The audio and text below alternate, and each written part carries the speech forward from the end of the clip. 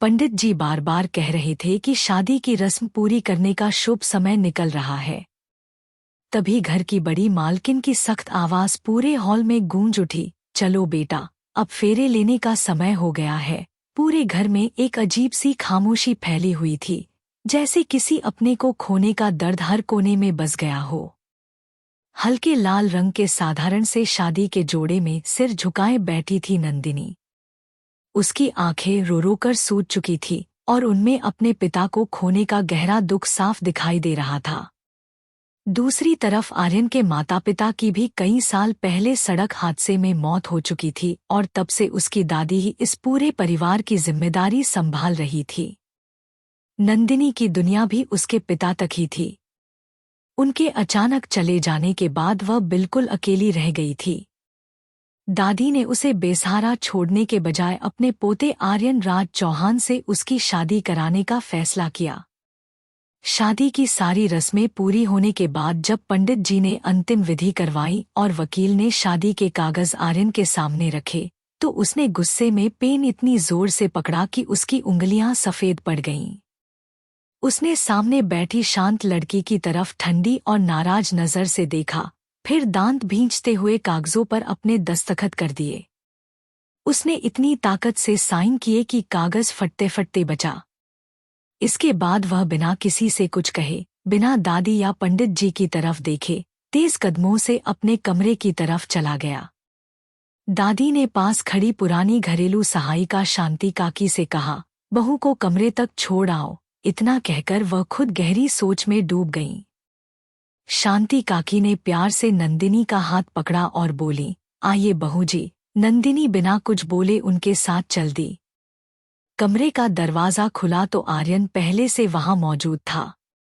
उसकी शादी वाली शेरवानी का कोट बिस्तर पर पड़ा था और वह खिड़की के पास खड़ा सिगार पी रहा था।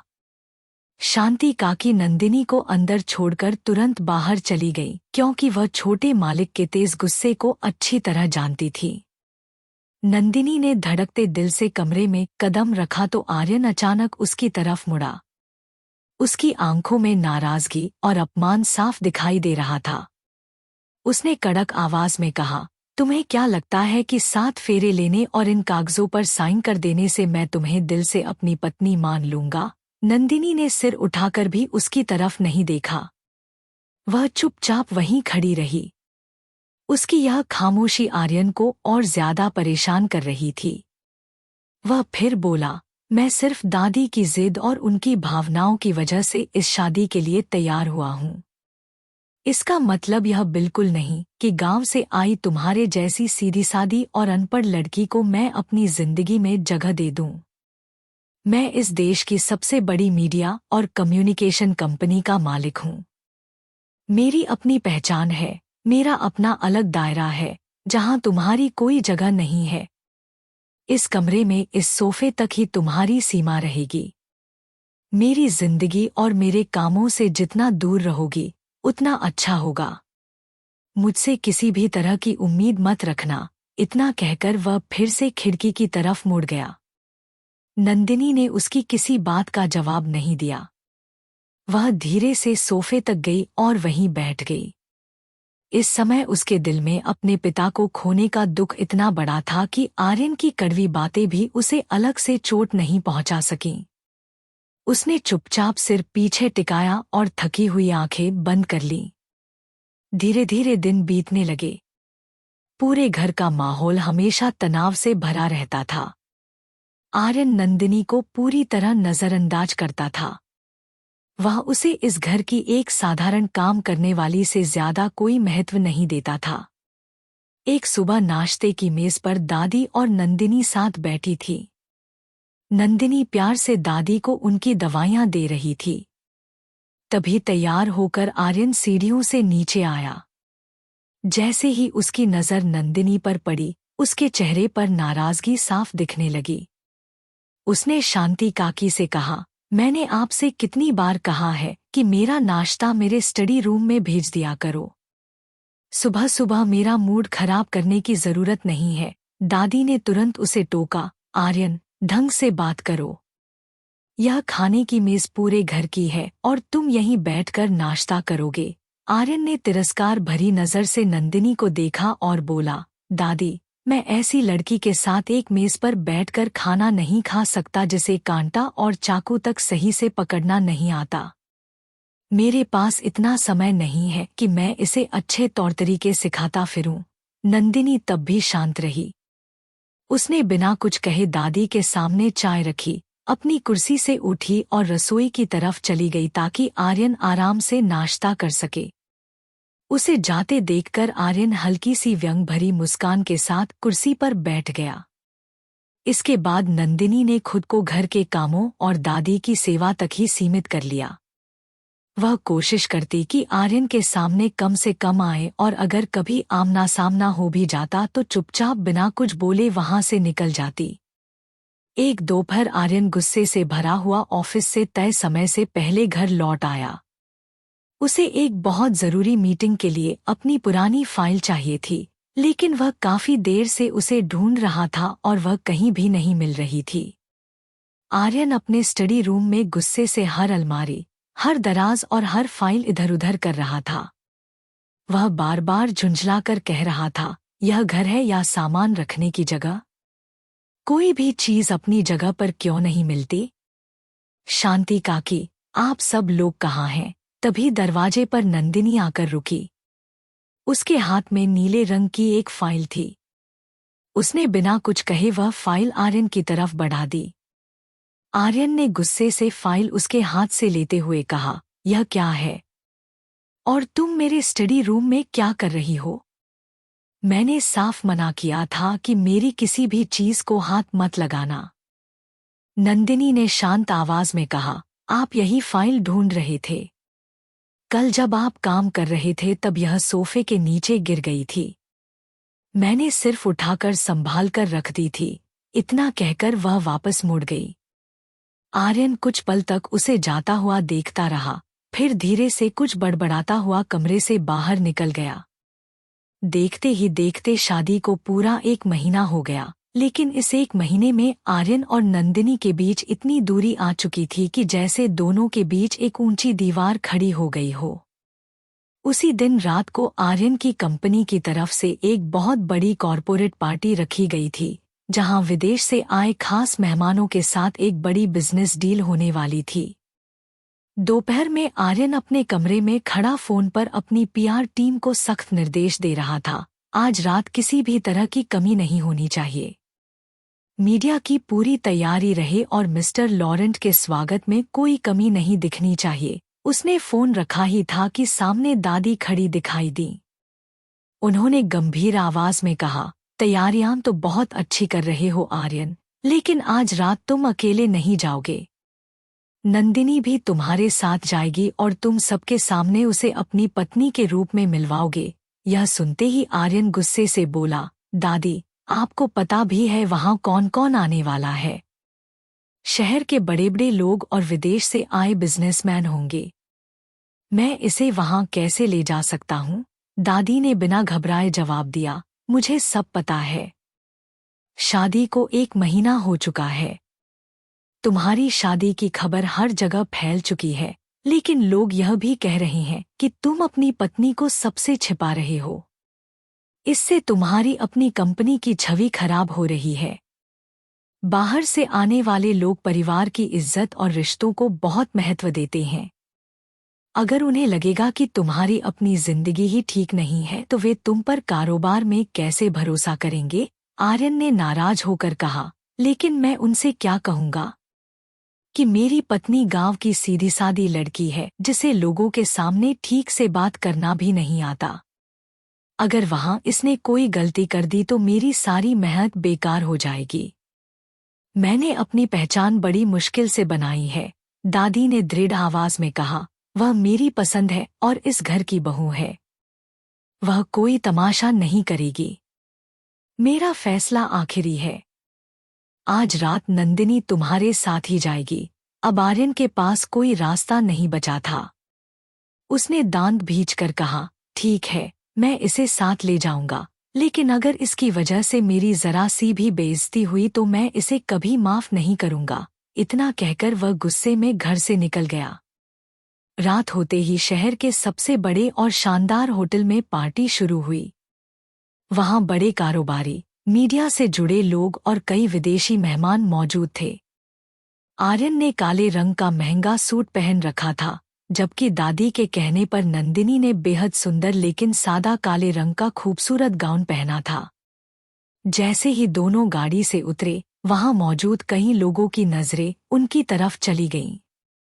नंदिनी की सादगी, उसका शांत स्वभाव और उसके चेहरे का आत्मविश्वास उसे भीड़ में भी सबसे अलग बना रहा था। होटल के अंदर पहुंचते ही आर्यन ने उसकी तरफ देखकर सख्त आवाज में कहा, तुम बस इसी कोने में चुपचाप खड़ी रहना। किसी से ज्यादा बात करने की जरूरत नहीं है। मैं अपने मेहमानों के साथ बहुत जरूरी मीटिंग में रहूंगा। भूलकर भी मेरे पास मत आना, नहीं तो अच्छा नहीं होगा। नंदिनी ने नम आंखों से बस धीरे से सिर हिला दिया। वह चुपचाप एक तरफ जाकर खड़ी हो गई और वहां मौजूद लोगों को शांति से देखने लगी। अब उसे आर्यन की कड़वी बातें सुनने की आदत सी हो चुकी थी और वह सच में उसके काम में कोई दखल नहीं देना चाहती थी। उधर आर्यन विदेशी मेहमानों के पास पहुंच गया। यह सौदा उसकी कंपनी के भविष्य के लिए बहुत बड़ा साबित हो सकता था। मीटिंग शुरू हुई, लेकिन कुछ ही देर बाद उसके चेहरे पर चिंता साफ दिखाई देने लगी। विदेशी टीम के प्रमुख मिस्टर लॉरेंट को अंग्रेजी ठीक से समझ नहीं आ रही थी और वह सिर्फ अपनी फ्रेंच भाषा में बात कर रहे थे। आर्यन का प्रोफेशनल अनुवादक रास्ते में हुए सड़क हादसे की वजह से ट्रैफिक में फंस गया था और अभी तक नहीं पहुंच पाया था। आर्यन ने अंग्रेजी में समझाने की कोशिश की, हमारा अनुवादक रास्ते में है, कृपया कुछ मिनट और इंतजार कर लीजिए, लेकिन मिस्टर लॉरेंट नाराज हो गए। उन्होंने टूटी फूटी अंग्रेजी में कहा, हम और इंतजार नहीं कर सकते। अगर आप हमारी भाषा नहीं समझते और हम आपकी नहीं समझते, तो यह सौदा कैसे पूरा होगा? यह बिल्कुल भी प्रोफेशनल तरीका नहीं है। इतना कहकर वह अपनी सीट से उठने लगे। आर्यन के माथे पर पसीना आ गया। उसे लग रहा था कि कई महीनों की मेहनत और करोड़ों का सौदा उसकी आंखों के सामने खत्म होने वाला है। उसे समझ नहीं आ रहा था कि अब क्या करे। तभी दूर खड़ी नंदिनी ने यह सब देखा और उसने तुरंत समझ लिया कि मामला बहुत गंभीर हो चुका है। नंदिनी से आर्यन की परेशानी और उसकी मेहनत को यूं बर्बाद होते नहीं देखा गया। वह बिल्कुल नहीं चाहती थी कि उसकी वजह से या किसी और कारण से आर्यन को इतना बड़ा नुकसान हो। इसलिए वह अपनी जगह से धीरे धीरे उठी और पूरे आत्मविश्वास के साथ उसकी तरफ बढ़ने लगी। जैसे ही आर्यन ने उसे अपनी तरफ आते देखा, उसके चेहरे पर फिर से गुस्सा दिखाई देने लगा। उसने सख्त नजरों से उसे वापस जाने का इशारा किया, लेकिन नंदिनी बिना रुके उसके पास पहुंच गई। आर्यन ने धीमी लेकिन गुस्से भरी आवाज में कहा, मैंने तुमसे कहा था ना कि मेरे पास मत आना। मगर उसके इतना कहते ही नंदिनी ने हल्की सी मुस्कान के साथ उसका हाथ थाम लिया और सामने बैठे मिस्टर लॉरेंट की तरफ देखकर बहुत साफ और धाराप्रवाह फ्रेंच भाषा में बात शुरू कर दी। उसने मुस्कुराकर कहा, मिस्टर लॉरेंट, आपको इंतजार करना पड़ा, इसके लिए मैं दिल से माफी चाहती हूँ। मेरा नाम नंदिनी है और मैं आर्यन चौहान की पत्नी हूँ। हम आपके समय की पूरी इज्जत करते हैं। अगर आप अनुमति दें तो मैं इस पूरे प्रोजेक्ट की जानकारी आपकी अपनी भाषा में समझा सकती हूँ। जैसे ही नंदिनी ने इतनी सहज और शानदार फ्रेंच बोलनी शुरू की, आर्यन बिल्कुल वहीं का वहीं खड़ा रह गया। उसकी आंखें हैरानी से फैल गईं। उसे अपनी बातों पर यकीन ही नहीं हो रहा था। जिस लड़की को वह पिछले 1 महीने से अनपढ़ और साधारण समझकर उसका अपमान करता आया था, वही आज इतनी आत्मविश्वास से विदेशी भाषा बोल रही थी, जैसे वह उसकी अपनी भाषा हो।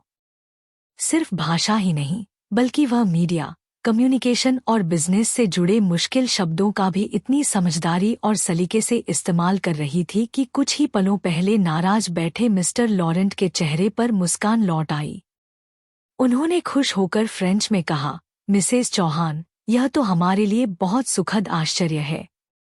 आपकी फ्रेंच सचमुच बहुत शानदार है। नंदिनी ने विनम्रता से मुस्कुराकर जवाब दिया, बहुत बहुत धन्यवाद। दरअसल मेरे पति की कंपनी आपके लिए बहुत अच्छा प्रस्ताव लेकर आई है। बस भाषा की वजह से थोड़ी गलतफहमी हो गई थी। अगर आप चाहें तो मैं इस समझौते के सभी जरूरी बिंदु आपको विस्तार से समझा देती हूँ।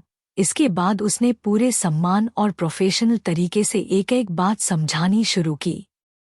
वहां मौजूद बाकी लोग भी उसकी समझ, आत्मविश्वास और सादगी से बहुत प्रभावित हुए। आर्यन अब भी बिल्कुल शांत खड़ा था। उसके मन में जैसे तूफान चल रहा था। उसे समझ नहीं आ रहा था कि आखिर यह सब कैसे हो सकता है। जिस लड़की को उसने हमेशा अपने से कम समझा, वही आज उसकी कंपनी की सबसे बड़ी मुश्किल को कुछ ही मिनटों में आसान बना चुकी थी। नंदिनी ने न सिर्फ बिगड़ती हुई बातचीत संभाल ली बल्कि अपनी समझदारी से मिस्टर लॉरेंट का पूरा भरोसा भी जीत लिया। आखिरकार उन्होंने वहीं बैठे बैठे समझौते पर हस्ताक्षर करने की हामी भर दी। पूरे हॉल में मौजूद लोग नंदिनी की तारीफ करने लगे। दादी का फैसला आज आर्यन के सामने एक सच्चाई बनकर खड़ा था। मिस्टर लॉरेंट मुस्कुराते हुए आगे आए। उन्होंने आर्यन से हाथ मिलाया और कहा, मिस्टर चौहान, आप सच में बहुत खुशकिस्मत हैं। आपकी पत्नी बेहद समझदार, शांत और काबिल हैं। आज की इस सफल डील का सबसे बड़ा श्रेय इन्हीं को जाता है। हमें आपके साथ काम करके खुशी होगी। इतना कहकर उन्होंने सम्मान के साथ नंदिनी की तरफ सिर झुका दिया। आर्यन ने भी मुस्कुराने की कोशिश की, लेकिन उसके अंदर का सारा घमंड टूट चुका था। उसने एक नज़र नंदिनी की तरफ देखा। वह पहले की तरह शांत खड़ी थी। उसके चेहरे पर जीत का कोई घमंड नहीं था और न ही उसने किसी को नीचा दिखाने की कोशिश की थी। वह तो सिर्फ समय पर मदद करने के लिए आगे आई थी। पार्टी खत्म होने तक आर्यन का मन अनगिनत सवालों में उलझा रहा। वह किसी से कुछ कह भी नहीं पा रहा था। होटल से बाहर निकलते समय वह चुपचाप आगे चल रहा था और नंदिनी शांत कदमों से उसके पीछे आ रही थी। बाहर पहुंचकर ड्राइवर ने आदर से गाड़ी का दरवाजा खोला, लेकिन आर्यन ने हाथ उठाकर उसे रोक दिया और बोला, तुम घर जाओ, आज मैं खुद गाड़ी चलाऊंगा। उसने ड्राइवर से चाबी ली। नंदिनी ने हल्की हैरानी से उसकी तरफ देखा, लेकिन बिना कुछ बोले आगे वाली सीट पर बैठ गई। आर्यन भी ड्राइविंग सीट पर बैठा और गाड़ी आगे बढ़ा दी। कुछ ही देर में गाड़ी शहर की शांत और खाली सड़कों पर दौड़ने लगी। दोनों के बीच गहरी खामोशी थी, लेकिन यह पहले वाली दूरी की खामोशी नहीं थी। इस बार इस खामोशी के पीछे बहुत सारे सवाल छिपे हुए थे। आर्यन गाड़ी चलाते हुए बार बार चुपके से नंदिनी की तरफ देखता, जो आराम से खिड़की के बाहर शहर की जगमगाती रोशनियां देख रही थी। उसके मन में बार बार यही सवाल उठ रहा था कि आखिर यह लड़की है कौन। उसका घमंड उसे सीधे सवाल पूछने से रोक रहा था, लेकिन उसकी बेचैनी हर पल बढ़ती जा रही थी। आखिर आधे रास्ते में उसने गाड़ी सड़क किनारे रोक दी। नंदिनी ने उसकी तरफ देखा और शांत आवाज में पूछा, क्या हुआ? आपने गाड़ी क्यों रोक दी? सब ठीक है ना? आर्यन ने गहरी सांस ली और धीमी आवाज में कहा, एक बात है जो मेरी समझ से बिल्कुल बाहर है। जब तक तुम उसका जवाब नहीं दोगी, शायद मैं गाड़ी आगे नहीं चला पाऊंगा। आर्यन ने दोनों हाथ स्टीयरिंग पर रखे, गहरी सांस ली और सीधे नंदिनी की आंखों में देखते हुए कहा, मुझे एक बात समझ नहीं आ रही। नंदिनी ने शांत आवाज में पूछा, पूछिए, क्या बात आपको परेशान कर रही है? आर्यन कुछ पल चुप रहा, फिर बोला, तुमने इतनी अच्छी फ्रेंच कैसे सीखी? और तुम्हें मीडिया, कॉरपोरेट और बिजनेस की इतनी मुश्किल बातें कैसे पता हैं? एक गांव में रहने वाली साधारण लड़की यह सब कैसे जान सकती है? जिस तरह तुमने मिस्टर लॉरेंट को समझाया, वह काम तो मेरी पूरी प्रोफेशनल टीम भी नहीं कर पाती। उसकी आवाज में पहली बार घमंड नहीं बल्कि सच्ची हैरानी थी। नंदिनी ने एक पल के लिए खिड़की के बाहर देखा, फिर गहरी सांस लेकर उसकी तरफ मुड़ी। उसके चेहरे पर हल्की सी मुस्कान थी, लेकिन आंखों में ऐसा ठहराव था जिसने आर्यन को भीतर तक शर्मिंदा कर दिया। वह धीरे से बोली, मैंने कब कहा था कि मैं गांव की अनपढ़ लड़की हूं? यह सोच आपने खुद बना ली थी।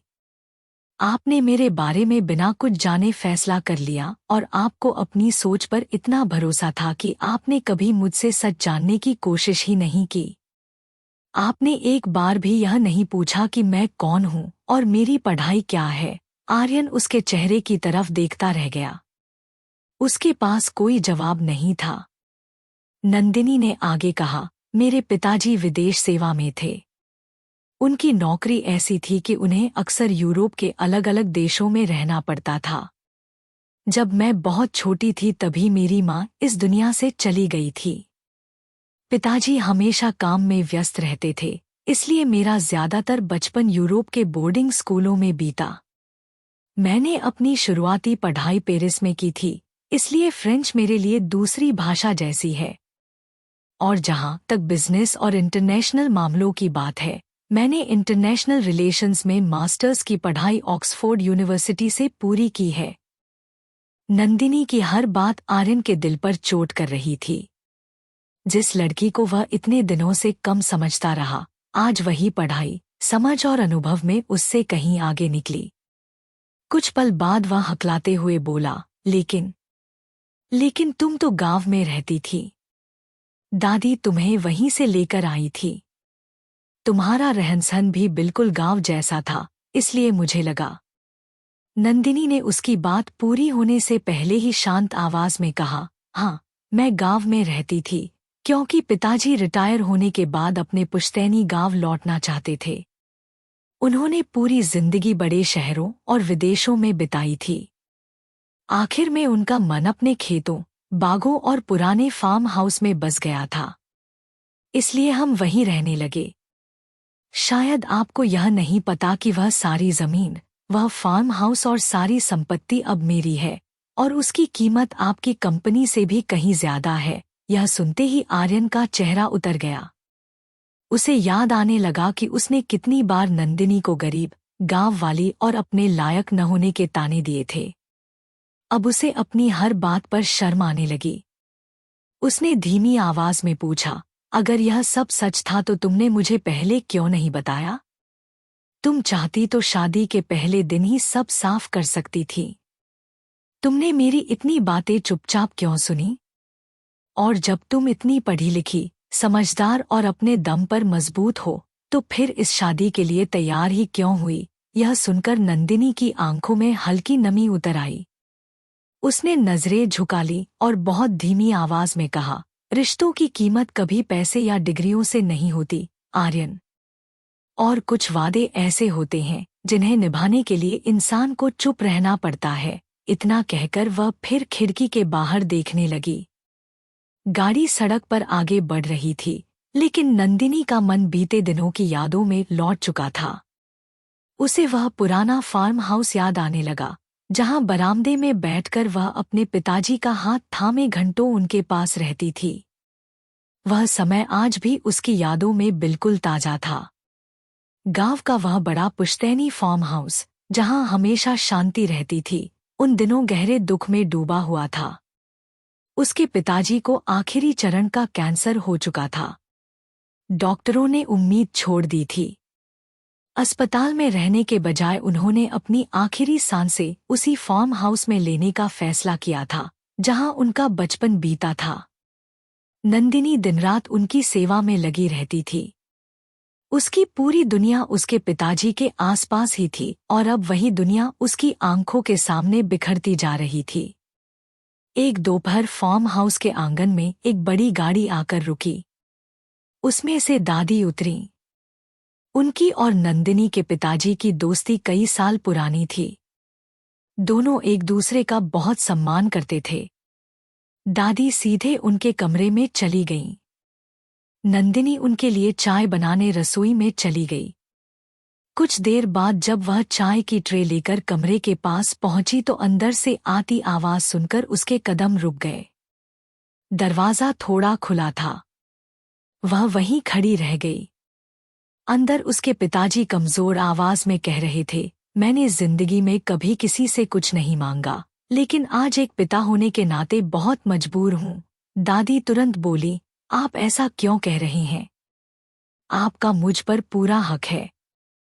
आप जो कहेंगे मैं बिना सोचे पूरा करूंगी। उनके स्वर में सम्मान और दुख दोनों साफ महसूस हो रहे थे। नंदिनी के पिताजी ने धीरे धीरे कहा, मुझे अपनी बेटी के भविष्य की चिंता है।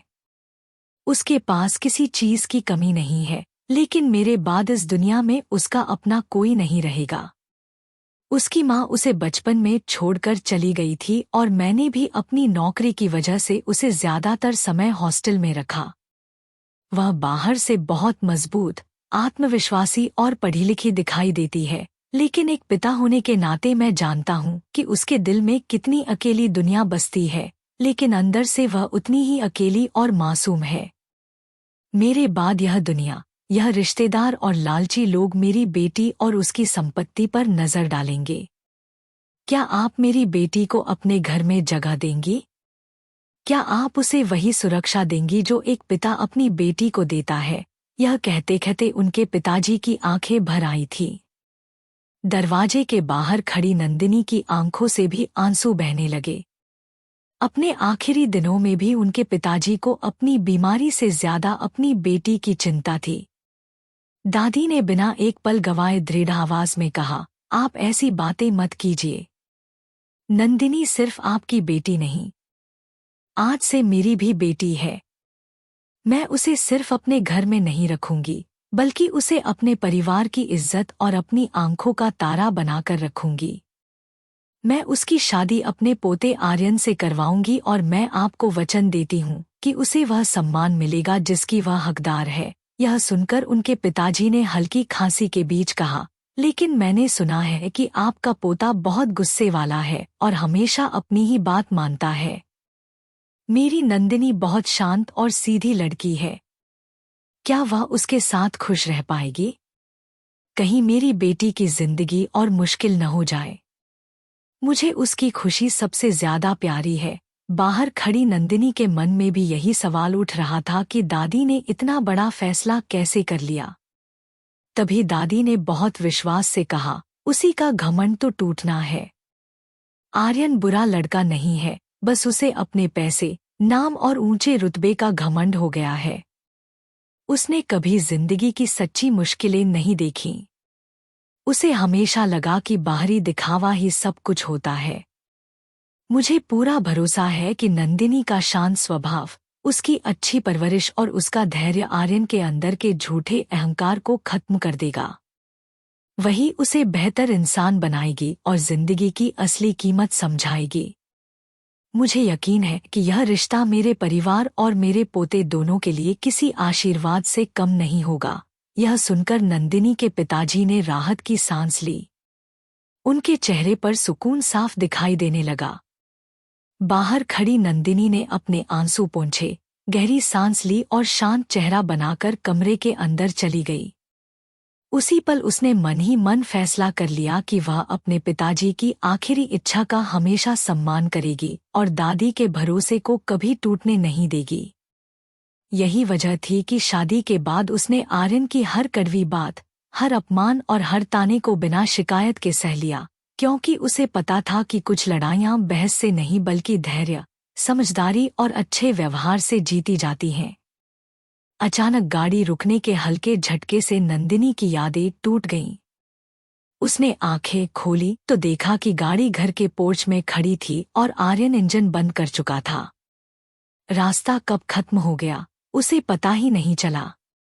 आर्यन ने चुपचाप अपनी सीट बेल्ट खोली, लेकिन इससे पहले कि नंदिनी दरवाजा खोलती, वह जल्दी से बाहर निकला, दूसरी तरफ आया और खुद उसके लिए गाड़ी का दरवाजा खोल दिया। देखने में यह छोटी सी बात थी, लेकिन आर्यन जैसे घमंडी इंसान के लिए यह बहुत बड़ा बदलाव था। यह साफ दिख रहा था कि उसके अंदर का अहंकार धीरे धीरे टूटने लगा था। नंदिनी ने हैरानी से उसकी तरफ देखा और बिना कुछ कहे गाड़ी से बाहर आ गई। आर्यन उसके सामने खड़ा था। आज उसकी आंखों में पहले जैसी नफरत या तिरस्कार नहीं था। वहां सिर्फ पछतावा और बिना शब्दों वाली माफी दिखाई दे रही थी।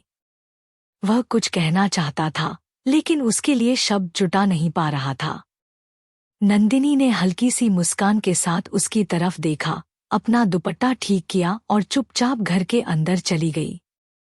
आर्यन काफी देर तक वहीं खड़ा उसे जाता हुआ देखता रहा। उस रात के बाद घर का माहौल धीरे धीरे बदलने लगा। अब वह छोटी छोटी बातों पर गुस्सा नहीं करता था और न ही हर समय ताने देता था। अक्सर खाने की मेज पर या लाउंज में बैठा वह चुपचाप नंदिनी को देखता रहता, जैसे पहली बार उसे सच में समझने की कोशिश कर रहा हो। उनके बीच की कड़वाहट तो खत्म हो चुकी थी, लेकिन बातचीत शुरू करने में दोनों को झिझक महसूस होती थी। एक शाम आर्यन अपने कमरे में बिस्तर पर बैठा लैपटॉप पर काम कर रहा था। वह एक विदेशी कंपनी के कॉन्ट्रैक्ट को पढ़ रहा था, लेकिन उसमें लिखी एक खास शर्त उसकी समझ में नहीं आ रही थी। उसने कई बार उसे पढ़ा, फिर नजर उठाकर सोफे की तरफ देखा जहां नंदिनी आराम से एक किताब पढ़ रही थी। उसने हल्का सा गला साफ किया और बोला, नंदिनी। उसने किताब से नजर उठाकर उसकी तरफ देखा। आर्यन थोड़ा झिझकते हुए बोला, दरअसल यह क्लाइंट की ईमेल है। इसमें एक शर्त मुझे ठीक से समझ नहीं आ रही। अगर तुम खाली हो तो एक बार देख लोगी? नंदिनी ने किताब एक तरफ रखते हुए मुस्कुराकर कहा, मैं खाली हूँ, दिखाइए क्या बात है। आर्यन लैपटॉप लेकर उसके पास आया और उसे ईमेल दिखा दी। नंदिनी ने पूरी ईमेल ध्यान से पढ़ी। कुछ पल बाद वह हल्का सा मुस्कुराई और बोली, यह कोई बड़ी परेशानी नहीं है। उन्होंने शब्दों को ऐसे लिखा है कि आयात शुल्क की पूरी जिम्मेदारी कानूनी तौर पर आपकी कंपनी पर आ जाए। अगर जवाब में आप दोनों पक्षों की बराबर जिम्मेदारी वाली शर्त जोड़ देंगे तो यह पूरी बात अपने आप संतुलित हो जाएगी। उसने बहुत आसान शब्दों में मुश्किल बात समझा दी। उसकी समझ और अनुभव देखकर आर्यन एक बार फिर मन ही मन उसकी तारीफ किए बिना नहीं रह सका। उसने सिर्फ हल्की सी मुस्कान के साथ कहा, धन्यवाद। मैं अभी यही बात अपनी लीगल टीम को भेज देता हूँ। उसने लैपटॉप वापस लिया, लेकिन वहां से गया नहीं। वह सोफे के पास खड़ा ही रहा। कुछ पल बाद मुस्कुराकर बोला, वैसे तुम कौन सी किताब पढ़ रही थी? नंदिनी ने किताब का कवर उसकी तरफ करते हुए कहा। यह मध्य पूर्व के इतिहास और वहां के अंतर्राष्ट्रीय संबंधों पर आधारित किताब है। यह पिताजी के पुराने संग्रह में थी। आर्यन ने मुस्कुराकर कहा, दिलचस्प है। मुझे तो लगता था कि आजकल ज्यादातर लड़कियां सिर्फ रोमांस या हल्की फुल्की कहानियां पढ़ना पसंद करती हैं। नंदिनी भी मुस्कुरा दी और बोली, वह किताबें भी अच्छी होती हैं, लेकिन दुनिया में जो असली घटनाएं और मुश्किल फैसले चल रहे होते हैं, उनसे ज्यादा रोचक कहानियां कहीं और नहीं मिलती। उस छोटी सी बात के बाद दोनों के बीच लंबी और दिलचस्प बातचीत शुरू हो गई। आर्यन फिर से कुर्सी खींचकर बैठ गया और देखते ही देखते दोनों अंतर्राष्ट्रीय संबंधों, कारोबार, दुनिया की राजनीति और अलग अलग देशों की सोच पर बातें करने लगे। नंदिनी हर सवाल का शांत, साफ और मजबूत जवाब देती थी। कभी दोनों एक दूसरे की बात से सहमत हो जाते, तो कभी मुस्कुराते हुए अपनी अलग राय रखते।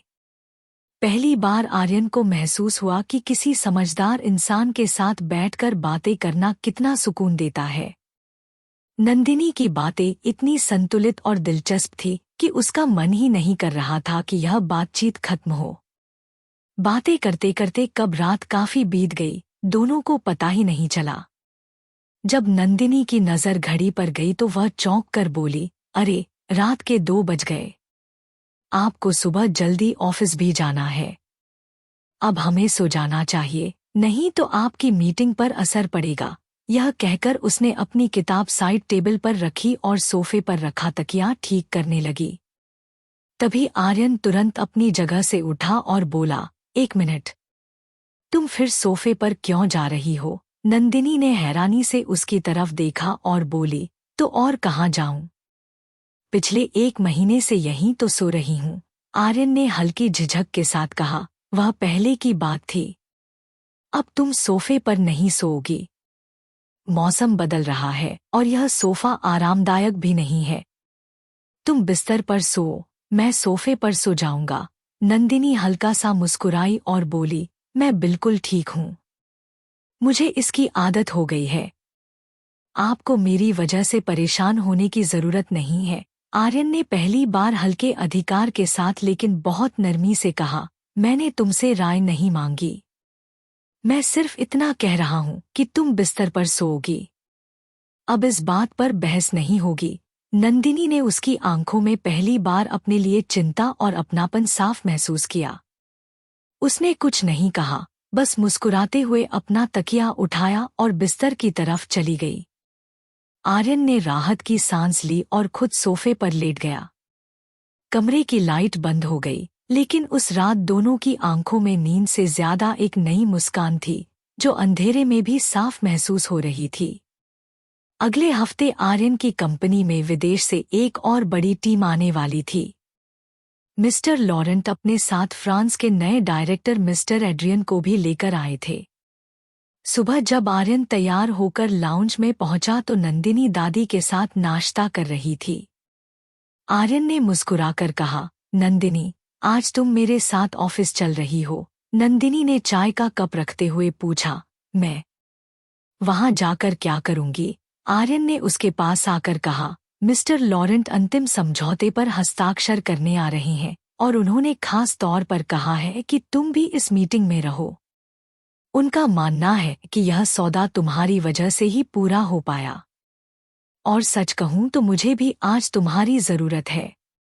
जल्दी तैयार हो जाओ, मैं गाड़ी में इंतजार कर रहा हूं। नंदिनी ने दादी की तरफ देखा। दादी ने मुस्कुराकर हामी भर दी। नंदिनी भी चुपचाप तैयार होने चली गई। ऑफिस के मीटिंग रूम में बहुत अच्छा माहौल था। नंदिनी आर्यन के बिल्कुल पास बैठी थी। फ्रांस से आए नए डायरेक्टर मिस्टर एड्रियन की नजरें बार बार उसकी तरफ उठ रही थी। मीटिंग के दौरान नंदिनी ने जिस आत्मविश्वास, समझदारी और धारा प्रवाह फ्रेंच में हर जरूरी बात समझाई, उससे मिस्टर एड्रियन बहुत प्रभावित हुए। मीटिंग सफलतापूर्वक खत्म हो गई। अब सभी लोग खड़े होकर आराम से बातचीत कर रहे थे।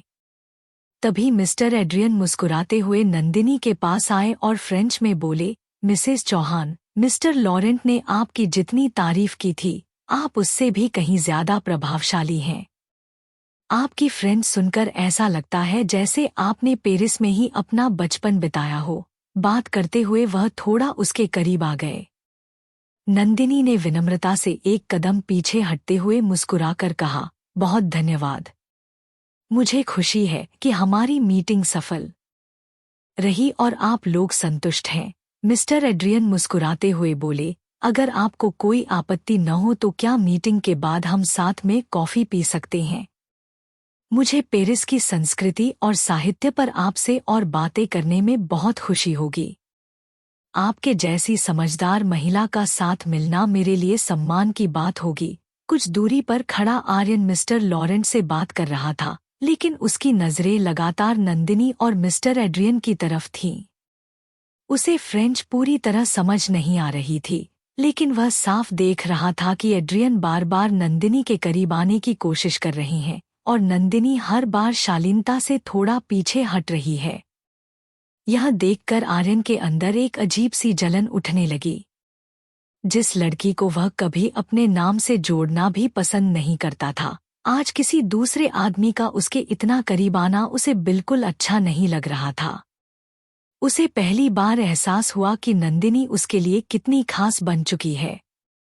बिना एक पल गवाए उसने मिस्टर लॉरेंट से बात खत्म की, मुस्कुराते हुए उनकी तरफ सिर हिलाया और पूरे आत्मविश्वास के साथ सीधा नंदिनी और मिस्टर एड्रियन के बीच जाकर खड़ा हो गया। उसके चेहरे पर हल्की मुस्कान थी, लेकिन उसकी आंखों में साफ दिखाई दे रहा था कि वह बहुत शालीन तरीके से अपनी पत्नी के साथ अपनी मौजूदगी का एहसास करा रहा था। आर्यन मुस्कुराते हुए आगे बढ़ा और बोला, माफ कीजिए मिस्टर लॉरेंट और मिस्टर एड्रियन, लेकिन मेरी पत्नी को अभी कुछ जरूरी निजी दस्तावेज देखने हैं। हमें अब निकलना होगा। उसकी आवाज हमेशा की तरह शांत और आत्मविश्वास से भरी थी। इतना कहकर उसने बहुत प्यार लेकिन मजबूती से नंदिनी का हाथ थाम लिया। मिस्टर एड्रियन कुछ पल तक हैरानी से दोनों को देखते रह गए। आर्यन किसी के जवाब का इंतजार किए बिना नंदिनी को अपने साथ लेकर मीटिंग रूम से बाहर निकल गया। उसके हाथ की पकड़ में पहली बार साफ महसूस हो रहा था कि वह उसे सिर्फ अपने साथ नहीं ले जा रहा, बल्कि उसकी परवाह भी कर रहा है। नंदिनी ने हैरानी से उसकी तरफ देखा, लेकिन कुछ नहीं बोली। वह चुपचाप उसके साथ चलती रही। लिफ्ट के अंदर दोनों के बीच गहरी खामोशी थी। सिर्फ आर्यन की तेज सांसें बता रही थी कि उसके मन में बहुत कुछ चल रहा है। पार्किंग में पहुंचकर उसने खुद आगे बढ़कर गाड़ी का दरवाजा खोला और नंदिनी को बैठने का इशारा किया। उसके बैठते ही उसने दरवाजा बंद किया, खुद ड्राइविंग सीट पर बैठा और गाड़ी आगे बढ़ा दी। रास्ते भर वह चुपचाप गाड़ी चलाता रहा। उसके चेहरे पर गंभीरता साफ दिखाई दे रही थी। आखिर नंदिनी अपनी मुस्कान रोक नहीं पाई। उसने हल्के मजाकिया अंदाज में पूछा, तो बताइए, वे कौन से जरूरी निजी दस्तावेज थे जिन्हें मुझे अभी देखना था? उसकी बात सुनते ही आर्यन ने गाड़ी धीरे से सड़क किनारे रोक दी। वह उसकी तरफ मुड़ा। इस बार उसके चेहरे पर गुस्सा नहीं था, बल्कि एक सच्चा अपनापन और हल्की सी बेचैनी थी। उसने धीमी आवाज में कहा, दस्तावेज तो कोई नहीं थे, लेकिन मुझे यह बिल्कुल अच्छा नहीं लगा कि कोई दूसरा आदमी मेरी पत्नी की इतनी तारीफ करे और बार बार उसके करीब आने की कोशिश करे। वह कुछ पल रुका, फिर बोला, नंदिनी, अब तुम सिर्फ मेरी पत्नी नहीं हो, बल्कि मेरी जिंदगी का सबसे खास हिस्सा हो। शायद मुझे पहले इसका एहसास नहीं था, लेकिन आज हो गया। इसलिए तुम्हें किसी और के साथ इस तरह देखकर मुझे अच्छा नहीं लगा। यह सुनते ही नंदिनी का चेहरा हल्का गुलाबी हो गया। उसने शर्म से नजरें झुका लीं। आर्यन ने धीरे से उसका हाथ अपने हाथों में लिया और बहुत नरमी से बोला, मुझे नहीं पता यह सब कब शुरू हुआ, लेकिन अब तुम्हारी आदत सी हो गई है। जब वह तुम्हारे करीब खड़ा था, तब मुझे पहली बार लगा कि मैं तुम्हें किसी के साथ बांटना नहीं चाहता। नंदिनी ने मुस्कुराकर धीरे से कहा, मैं तो पहले ही उससे दूरी बनाकर खड़ी थी। वह तो सिर्फ मीटिंग के बाद सामान्य बातचीत कर रहे थे। आर्यन मुस्कुराया और बोला, मुझे तुमसे कोई सफाई नहीं चाहिए। मुझे सिर्फ इतना पता है कि अब मैं तुम्हारी परवाह करता हूँ। उसने प्यार से उसका हाथ हल्का सा दबाया और फिर गाड़ी दोबारा आगे बढ़ा दी। बाकी का सफर दोनों ने बिना ज्यादा शब्दों के बिताया, लेकिन उनके बीच का सन्नाटा अब बहुत सुकून देने वाला था। आर्यन का एक हाथ स्टीयरिंग पर था और दूसरा हाथ नंदिनी के हाथ पर टिका हुआ था। घर पहुंचने के बाद भी दोनों के चेहरे पर वही हल्की मुस्कान बनी रही। रात का खाना खाने के बाद आर्यन ने नंदिनी से कहा, तुम कमरे में बैठो, मैं अभी आता हूँ। यह कहकर वह खुद रसोई में चला गया। कुछ देर बाद वह 2 मग कॉफी लेकर वापस आया। नंदिनी उसे देखकर सचमुच हैरान रह गई, क्योंकि जिस इंसान को हमेशा हर छोटी चीज कोई और लाकर देता था, वही आज खुद उसके लिए कॉफी बनाकर लाया था। उसने मुस्कुराते हुए एक मग उसकी तरफ बढ़ाया और बोला, लीजिए, उम्मीद है यह कॉफी आपकी बनाई चाय से ज्यादा खराब नहीं होगी। नंदिनी हंस पड़ी और बोली, मेरी चाय कभी खराब नहीं होती। आपका मूड ही पहले हमेशा खराब रहता था। दोनों हंस पड़े। फिर वे छत पर जाकर आराम से कॉफी पीते हुए बातें करने लगे। आर्यन ने अपने बचपन की शरारतें सुनाई और नंदिनी ने बोर्डिंग स्कूल और विदेश में बिताए दिनों के कई मजेदार किस्से बताए। दोनों एक दूसरे की बातों में इतने खो गए कि समय का पता ही नहीं चला। आर्यन को पहली बार लग रहा था कि उसके जीवन की सबसे बड़ी खुशी उसके सामने बैठी है। रात काफी हो चुकी थी। उसने प्यार से कहा, अब तुम सो जाओ। मुझे स्टडी रूम में कुछ पुराने कागज देखने हैं। एक नए प्रोजेक्ट के लिए दादी की जमीन से जुड़े कुछ पुराने दस्तावेज निकालने हैं। उसने नंदिनी के बिस्तर पर चादर ठीक की। नंदिनी मुस्कुराकर बोली, ठीक है, लेकिन ज्यादा देर तक जागिएगा मत। इतना कहकर उसने आंखें बंद कर लीं। आर्यन धीरे से स्टडी रूम में पहुंचा और अलमारी के नीचे रखे पुराने बक्से निकालकर उनमें जरूरी कागज ढूंढने लगा। वे पुराने बक्से कई सालों से बंद पड़े थे। दादाजी के जाने के बाद उनके सभी निजी कागज वहीं संभाल कर रख दिए गए थे।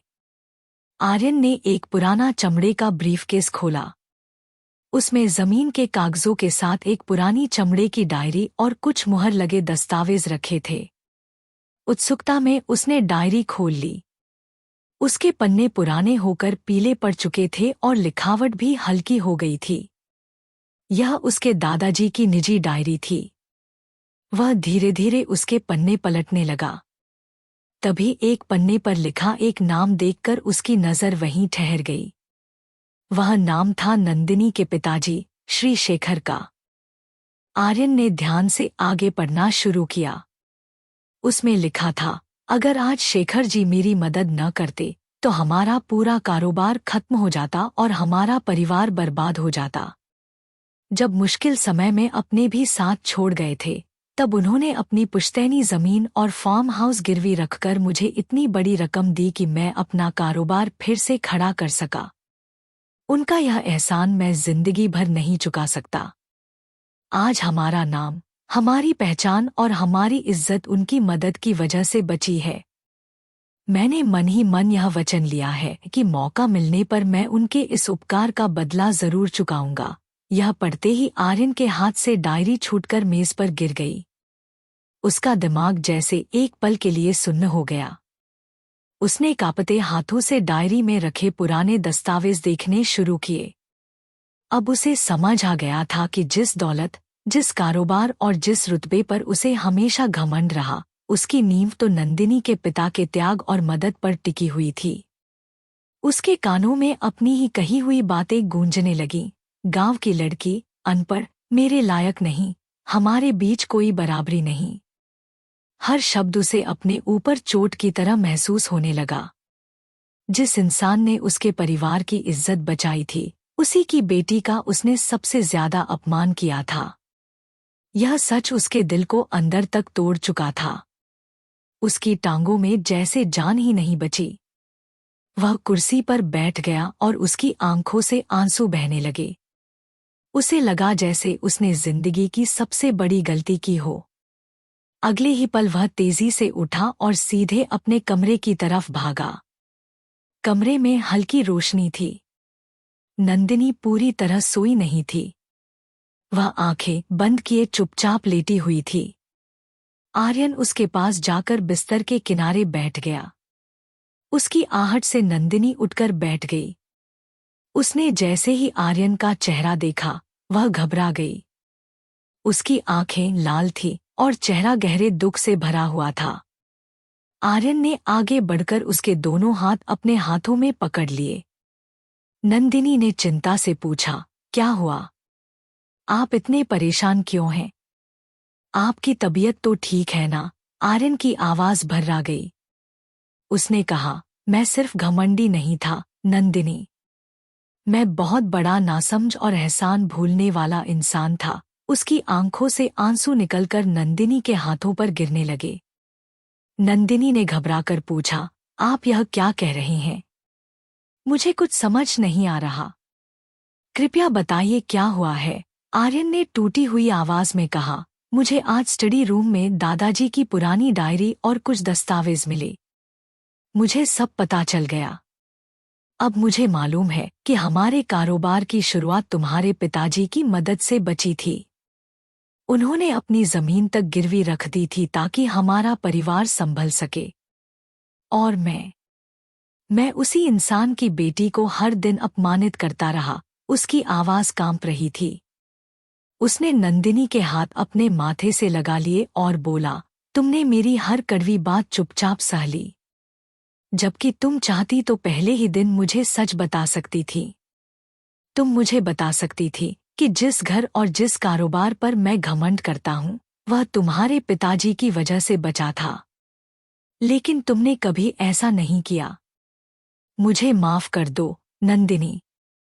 अपनी इस खामोशी से मुझे और मत सजा दो। आज मैं खुद अपनी नजरों में बहुत छोटा हो गया हूँ। यह सुनकर नंदिनी की आंखें भी नम हो गईं। वह उसे इस तरह टूटते हुए नहीं देख पा रही थी। उसने धीरे से अपने हाथ छुड़ाए, दोनों हथेलियों से उसका चेहरा थाम लिया और बहुत प्यार से बोली, अचानक आपको क्या हो गया?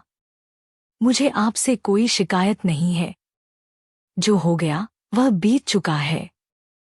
अब सब ठीक है और यही सबसे जरूरी बात है। आर्यन ने सिर हिलाते हुए कहा, नहीं, मैंने जो किया उसे इतनी आसानी से माफ नहीं किया जा सकता। मैंने तुम्हारा दिल दुखाया है। नंदिनी ने हल्की मुस्कान के साथ जवाब दिया, मैंने आपको बहुत पहले ही माफ कर दिया था। अब खुद को इतना मत कोसिए।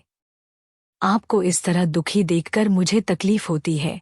इतना कहकर उसने आगे बढ़कर आर्यन को अपने गले लगा लिया। आर्यन ने भी उसे कसकर अपनी बाहों में भर लिया। उस एक पल में उनके बीच की सारी गलतफहमियां, सारे ताने, सारा दर्द और पिछले दिनों का पूरा अहंकार जैसे आंसुओं के साथ बह गया। दोनों एक दूसरे के साथ बैठकर लंबे समय तक कुछ नहीं बोले। उस खामोशी में भी उन्हें ऐसा सुकून मिल रहा था जो शायद शब्दों में कभी नहीं मिल सकता था।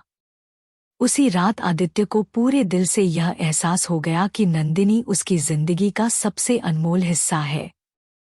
उस दिन के बाद आदित्य की पूरी सोच और उसका स्वभाव बदल गया। जो इंसान पहले हर बात पर गुस्सा करता था और अपने घमंड में रहता था, अब उसके चेहरे पर शांति और अपनापन साफ दिखाई देने लगा। जो कभी नंदिनी से दूरी बनाकर रखता था, अब हर वक्त उसकी फिक्र करता रहता था। अगली सुबह जब सभी लोग नाश्ते की मेज पर बैठे थे, तभी नंदिनी रसोई से चाय की ट्रे लेकर आई। आदित्य पहले से ही वहां बैठा था। जैसे ही उसने नंदिनी को देखा, वह तुरंत अपनी जगह से उठा, उसके लिए अपनी बगल वाली कुर्सी खींची और मुस्कुराकर बोला, आओ, यहाँ बैठो। घर के बाकी लोग यह सब देखकर एक दूसरे की तरफ मुस्कुराकर देखने लगे। आदित्य ने उसके हाथ से ट्रे लेकर मेज पर रख दी और बोला, तुम बैठो, आज चाय मैं सबको देता हूँ। नंदिनी ने झिझकते हुए कहा, अरे रहने दीजिए, मैं कर लेती हूँ। आदित्य ने प्यार से जवाब दिया, पूरा दिन तुम घर का काम करती रहती हो, कम से कम नाश्ता तो आराम से कर लिया करो। दादी के चेहरे पर संतोष भरी मुस्कान आ गई। उन्हें महसूस हो गया कि उनका भरोसा सच साबित हुआ। नंदिनी ने हल्की सी मुस्कान के साथ सिर झुका लिया। उसके दिल में भी एक नई खुशी जन्म ले चुकी थी। समय बीतने के साथ दोनों का रिश्ता और मजबूत होता गया। आदित्य अब नंदिनी की छोटी छोटी पसंद का भी ध्यान रखने लगा था। उसे पता था कि उसे कौन सी चाय पसंद है, कौन सी किताबें अच्छी लगती हैं और किस बात से उसके चेहरे पर मुस्कान आ जाती है। वह अक्सर शाम को जल्दी घर लौट आता और अगर नंदिनी रसोई में होती तो वहीं खड़े होकर उससे दिन भर की बातें करता रहता। एक रात नंदिनी बिस्तर के सहारे बैठी अपनी पसंदीदा किताब पढ़ रही थी। कमरे में हल्की रोशनी थी और चारों तरफ शांति थी। तभी आदित्य नहाकर बाहर आया।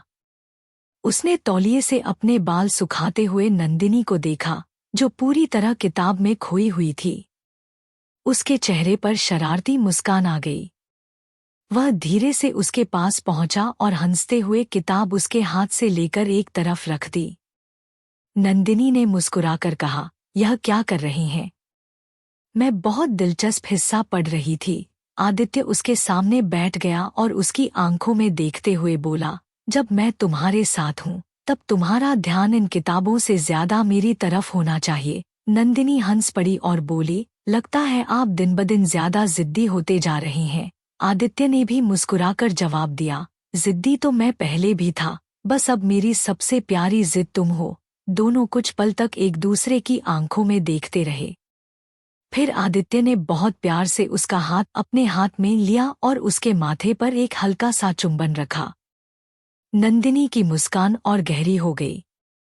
उसने धीरे से अपना सिर उसके कंधे पर रख दिया। आदित्य ने उसे अपने करीब कर लिया और दोनों लंबे समय तक एक दूसरे के साथ वैसे ही बैठे रहे। उस रात उनके बीच किसी बड़े वादे की जरूरत नहीं थी, क्योंकि उनकी खामोशी ही उनके दिलों की सारी बातें कह रही थी।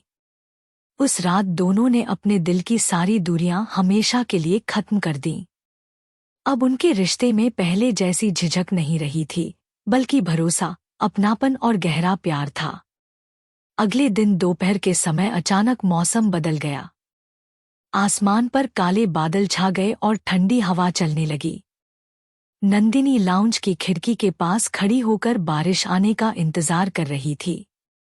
थोड़ी ही देर में तेज बारिश शुरू हो गई। भीगी मिट्टी की खुशबू पूरे घर में फैल गई। उस दिन रविवार था, इसलिए आदित्य भी घर पर ही था। वह कमरे से बाहर आया तो उसने नंदिनी को बारिश देखते हुए मुस्कुराते पाया। वह धीरे से उसके पीछे आया और प्यार से उसे अपनी बाहों में भर लिया। फिर मुस्कुराकर बोला, चलो बाहर चलते हैं। यहाँ खड़े होकर बारिश देखने से ज्यादा मजा उसमें भीगने में आएगा। नंदिनी ने हंसते हुए कहा, नहीं, मैं पूरी भीग जाऊंगी। मुझे ठंड लग जाएगी। आदित्य ने मुस्कुराकर जवाब दिया, मैं हूं ना, कुछ नहीं होगा। इतना कहकर वह उसका हाथ पकड़कर छत पर ले गया। बारिश की ठंडी बूंदें दोनों पर गिरने लगी। नंदिनी हंसते हुए अपने चेहरे को हाथों से बचाने लगी, लेकिन आदित्य ने शरारत में उस पर हल्के से पानी उछाल दिया। नंदिनी भी मुस्कुराते हुए पीछे नहीं रही और उसने भी उस पर पानी की छींटे डाल दी। कुछ ही देर में दोनों बच्चों की तरह बारिश में हंसते, दौड़ते और एक दूसरे के साथ मस्ती करने लगे। उनकी हंसी बारिश की आवाज के साथ मिलकर पूरे माहौल को और भी खूबसूरत बना रही थी। थोड़ी देर बाद आदित्य ने धीरे से उसका हाथ पकड़कर उसे अपने करीब कर लिया। दोनों कुछ पल तक बिना कुछ कहे एक दूसरे की आंखों में देखते रहे। बारिश की बूंदें उनके चेहरों पर चमक रही थी। आदित्य ने बहुत प्यार से उसके चेहरे पर आई भीगी लट हटाई और उसके माथे को चूमते हुए धीमी आवाज में कहा, मेरी जिंदगी में इससे खूबसूरत बारिश कभी नहीं आई। तुमने मेरी सूनी दुनिया को अपने प्यार से खुशियों से भर दिया। यह सुनकर नंदिनी की आंखों में हल्की नमी और मुस्कान एक साथ आ गई। उसने चुपचाप अपना सिर आदित्य के सीने पर रख दिया। दोनों लंबे समय तक वैसे ही बारिश में खड़े रहे। उस पल उन्हें ऐसा लग रहा था जैसे पूरी दुनिया थम गई हो और सिर्फ उनका साथ ही सबसे बड़ी खुशी हो। उस दिन के बाद उनके रिश्ते में बची हुई हर गलतफहमी भी खत्म हो गई। अब उनके बीच सिर्फ भरोसा, सम्मान और सच्चा प्यार था। कुछ दिनों बाद एक शाम आदित्य ऑफिस से सामान्य से काफी पहले घर लौट आया। उसने नंदिनी से कहा कि वह जल्दी से तैयार हो जाए, लेकिन यह नहीं बताया कि वे कहाँ जाने वाले हैं। नंदिनी लाल रंग का बेहद सुंदर सूट पहनकर कमरे से बाहर आई तो आदित्य कुछ पल तक उसे देखता ही रह गया। उसके चेहरे पर मुस्कान आ गई। उसने धीरे से उसका हाथ पकड़ा और घर के पीछे बने उस पुराने बड़े पुस्तकालय की तरफ ले गया, जहां कई सालों से कोई नहीं गया था। आदित्य ने लकड़ी का पुराना दरवाजा खोला तो नंदिनी हैरानी से वहीं रुक गई। पूरी लाइब्रेरी को रंग-बिरंगे फूलों और हल्की पीली रोशनी वाली छोटी-छोटी लाइटों से सजाया गया था। पुरानी किताबों की खुशबू और ताज़े गुलाबों की महक मिलकर पूरे माहौल को बेहद सुंदर बना रही थी। बीच में एक छोटी सी मेज रखी थी, जिस पर एक मोमबत्ती जल रही थी। नंदिनी ने चारों तरफ देखते हुए खुशी से कहा, यह सब आपने किया है। यह जगह तो सचमुच बहुत खूबसूरत लग रही है। आदित्य मुस्कुराया, उसका हाथ थामे हुए उसे धीरे धीरे उस मेज के पास ले आया। उसने मेज पर रखी एक बेहद खूबसूरत और शानदार डायरी उठाई। उसके ऊपर सुनहरे रंग का एक सुंदर पेन रखा था। आदित्य ने वह डायरी और पेन नंदिनी के हाथों में रख दिया। नंदिनी ने हैरानी से डायरी को देखा और फिर मुस्कुराते हुए पूछा, यह क्या है? आप मुझे यह क्यों दे रहे हैं? आदित्य ने बहुत प्यार और सम्मान से उसके दोनों हाथ अपने हाथों में थाम लिए। उसकी आंखों में इस बार सिर्फ सच्चाई और अपनापन था। वह धीरे से बोला, यह सिर्फ एक डायरी नहीं है, बल्कि मेरी नई जिंदगी की शुरुआत है। अब तक मेरी जिंदगी के हर पन्ने पर सिर्फ घमंड, गलतियां और रिश्तों की अनदेखी लिखी हुई थी। लेकिन अब मैं चाहता हूं कि वे सारे पुराने पन्ने हमेशा के लिए बंद हो जाएं। उसने डायरी का पहला खाली पन्ना खोला और मुस्कुराकर कहा, मैं चाहता हूं कि हमारी नई जिंदगी का पहला शब्द तुम अपने हाथों से लिखो। क्योंकि आज के बाद मेरी सबसे बड़ी पहचान, मेरी सबसे बड़ी खुशी और मेरी सबसे बड़ी ताकत सिर्फ तुम हो। तुमने मुझे सिखाया है कि इंसान की असली कीमत उसके व्यवहार और रिश्तों से होती है, दौलत और नाम से नहीं। यह सुनते ही नंदिनी की आंखें खुशी के आंसुओं से भर गईं। उसे विश्वास ही नहीं हो रहा था कि वही इंसान जिसने कभी उसे समझे बिना ठुकरा दिया था, आज उसे अपनी जिंदगी का सबसे अनमोल हिस्सा मान रहा है। उसने कांपते हाथों से सुनहरा पेन उठाया और मुस्कुराते हुए डायरी के पहले पन्ने पर लिखा, एक नई शुरुआत। आदित्य ने उस लिखावट को कुछ पल तक देखा, फिर मुस्कुराकर डायरी वापस मेज पर रख दी। वह नंदिनी के पास आया, उसके आंसुओं को बहुत प्यार से अपने हाथों से पोंछा और उसके माथे पर एक लंबा, स्नेहभरा चुंबन रखा। नंदिनी ने मुस्कुराकर अपनी आंखें बंद कर लीं। आदित्य ने उसे अपनी बाहों में भर लिया और दोनों कुछ देर तक बिना कुछ कहे वहीं खड़े रहे। उस पल में किसी वादे की जरूरत नहीं थी, क्योंकि दोनों के दिल पहले ही एक दूसरे से जुड़ चुके थे। फूलों की खुशबू, हल्की रोशनी और पुरानी किताबों से भरी उस शांत लाइब्रेरी में दोनों ने महसूस किया कि सच्चा प्यार हमेशा सम्मान, विश्वास और अपनापन लेकर आता है। घमंड, गलतफहमियां और दूरियां अब हमेशा के लिए पीछे छूट चुकी थीं। अब उनकी जिंदगी में सिर्फ साथ, भरोसा और खुशियां थीं। इसी खूबसूरत एहसास के साथ उनकी कहानी एक नए सफर की शुरुआत बन गई, जहां दो दिल हमेशा के लिए एक दूसरे का सहारा बन चुके थे। दोस्तों, अगर आपने इस पूरी कहानी को शुरुआत से आखिर तक ध्यान से सुना है, तो आपने सिर्फ एक पति पत्नी की कहानी नहीं सुनी, बल्कि इंसान की सोच, उसके व्यवहार, उसके घमंड, उसके बदलते दिल और रिश्तों की असली कीमत को भी महसूस किया है। जिंदगी में अक्सर हम लोगों को उनके कपड़ों, उनके रहने के तरीके, उनकी भाषा, उनके परिवार, उनकी दौलत या उनके बाहरी रूप से पहचानने की कोशिश करते हैं। हम बिना सच जाने उनके बारे में राय बना लेते हैं, और यही सबसे बड़ी गलती होती है। किसी भी इंसान की असली पहचान उसके कपड़ों, उसके घर, उसकी गाड़ी या उसके नाम से नहीं होती, बल्कि उसके संस्कार, उसके व्यवहार, उसकी ईमानदारी, उसकी सोच और उसके दिल से होती है। कई बार जो इंसान हमें सबसे साधारण दिखाई देता है, वही अंदर से सबसे ज्यादा मजबूत, सबसे ज्यादा पढ़ा लिखा, सबसे ज्यादा समझदार और सबसे ज्यादा नेक दिल होता है।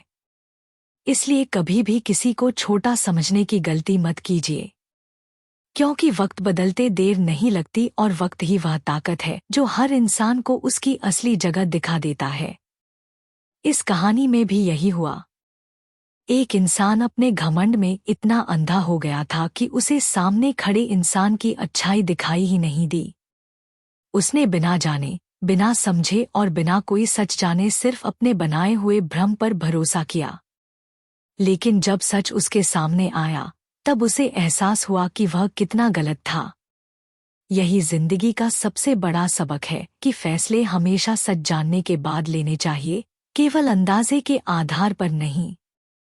रिश्ते कभी भी अहंकार से नहीं चलते। रिश्ते भरोसे, सम्मान, धैर्य, समझदारी और एक दूसरे की भावनाओं की कद्र करने से मजबूत होते हैं।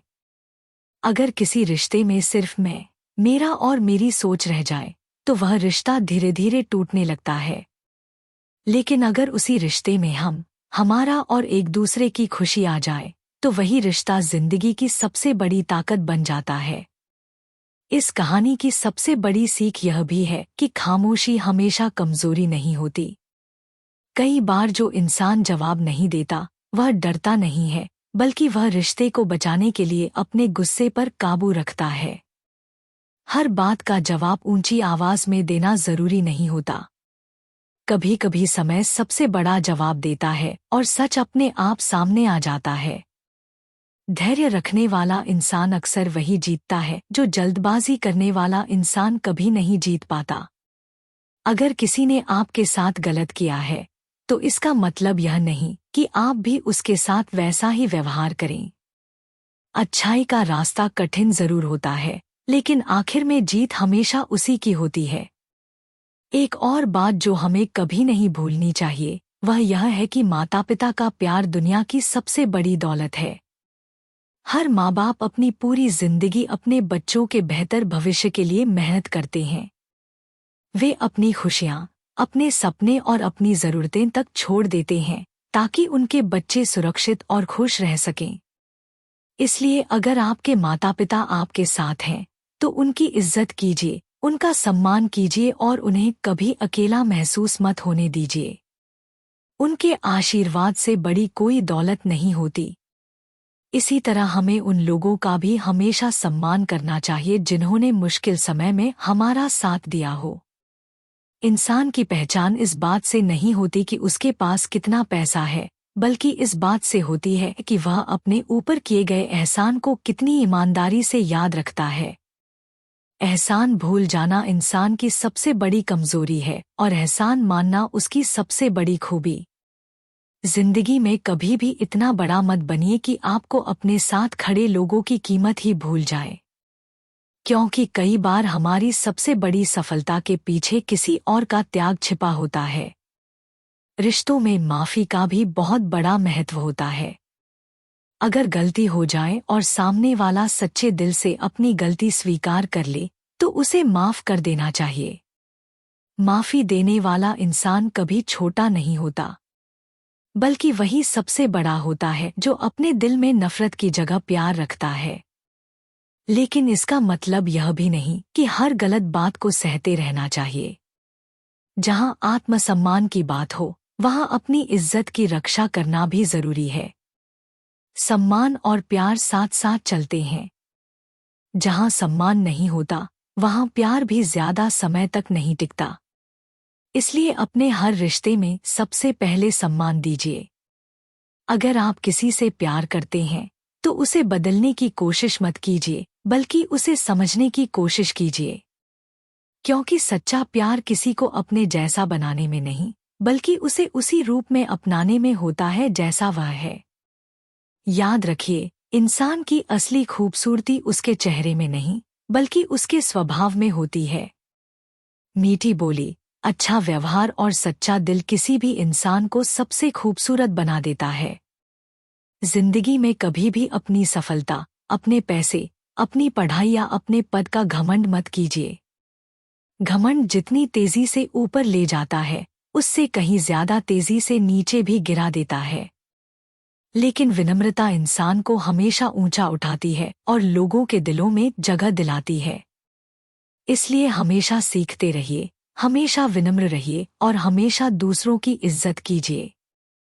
यह भी याद रखिए कि हर इंसान अपने जीवन में किसी न किसी लड़ाई से गुजर रहा होता है। इसलिए किसी को देखकर उसके बारे में फैसला मत कीजिए। हो सकता है उसके चेहरे की मुस्कान के पीछे बहुत बड़ा दर्द छिपा हो। इसलिए जहां तक हो सके लोगों के साथ अच्छा व्यवहार कीजिए। एक छोटी सी मुस्कान, एक अच्छा शब्द और थोड़ा सा सम्मान किसी की पूरी जिंदगी बदल सकता है। अगर इस कहानी ने आपके दिल को छुआ है, अगर इससे आपको कोई सीख मिली है, अगर आपको लगा कि रिश्तों में प्यार, भरोसा और सम्मान सबसे बड़ी ताकत है, तो इस सीख को सिर्फ कहानी तक मत रखिए, बल्कि अपनी असली जिंदगी में भी अपनाइए। अपने माता पिता का सम्मान कीजिए, अपने जीवन साथी की भावनाओं की कद्र कीजिए, अपने दोस्तों का साथ निभाइए, अपने बड़ों का आदर कीजिए और छोटे लोगों से भी हमेशा प्यार और सम्मान से पेश आइए। यही छोटी छोटी बातें जिंदगी को खूबसूरत बनाती हैं। अगर आज भी आपके किसी अपने से मनमुटाव है, तो पहल करने से मत डरिए। एक फोन, एक संदेश, एक माफी या एक गले लगाना कई सालों की दूरियां खत्म कर सकता है। जिंदगी बहुत छोटी है, इसलिए नफरत में समय बर्बाद मत कीजिए। प्यार बांटिए, सम्मान दीजिए, विश्वास बनाए रखिए और ऐसे इंसान बनिए जिसकी वजह से दूसरे लोगों की जिंदगी में खुशियां आएं। आखिर में आप सभी का दिल से बहुत बहुत धन्यवाद कि आपने अपना कीमती समय निकालकर इस कहानी को पूरा सुना। आपका प्यार, आपका साथ, आपके कमेंट और आपका समर्थन ही हमें नई नई कहानियां आप तक लाने की प्रेरणा देता है। अगर आपको यह कहानी सच में पसंद आई हो, इससे आपको कुछ सीख मिली हो या इसने आपके दिल को छुआ हो, तो कृपया हमारे चैनल को जरूर सब्सक्राइब करें, वीडियो को लाइक करें, अपने परिवार और दोस्तों के साथ ज़रूर शेयर करें और कमेंट में हमें यह भी बताएं कि इस कहानी का कौन सा हिस्सा आपको सबसे ज़्यादा पसंद आया और आप अगली कहानी किस तरह की सुनना चाहेंगे। आपकी हर राय हमारे लिए बहुत कीमती है। ईश्वर करे आपके जीवन में हमेशा खुशियाँ, प्यार, सम्मान, सफलता और अपनों का साथ बना रहे। मुस्कुराते रहिए, खुश रहिए, सुरक्षित रहिए और हमेशा इंसानियत को सबसे ऊपर रखिए। बहुत बहुत धन्यवाद। फिर मिलेंगे एक नई, दिल को छू लेने वाली और जिंदगी को नई सीख देने वाली कहानी के साथ। नमस्कार।